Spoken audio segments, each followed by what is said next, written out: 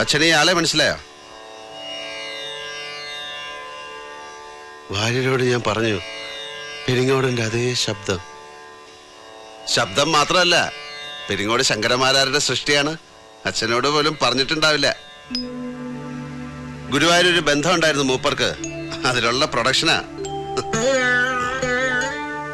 പേര് ഹരിനാരായണൻ.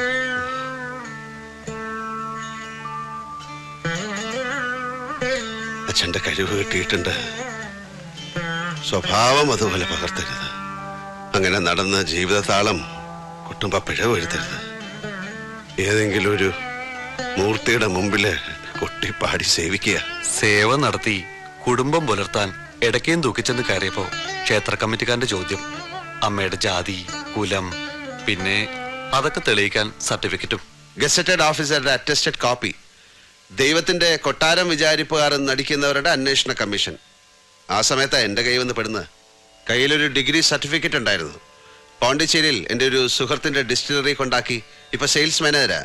ജീവിതം സുഖം. കള്ളുണ്ടാക്കണ സ്ഥലമല്ലേ.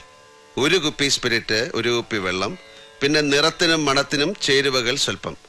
അങ്ങനെ ബോട്ടിൽ ചെയ്യണ വിദ്യ കണ്ട് മതിയായതുകൊണ്ട് പെരിങ്ങോടന്റെ മോൻ ഇന്നുവരെ ഒരു തുള്ളി കഴിച്ചിട്ടില്ല. അമ്മയൊപ്പുണ്ട്. സാറിന്റെ ദയ കൊണ്ട് അലട്ടില്ലാതെ കഴിഞ്ഞു പോണു. മതി. മനസ്സിലെ സോപാനത്തിൽ നാരായണമൂർത്തിക്ക് കൊട്ടിപ്പാടാം. അത് മതി.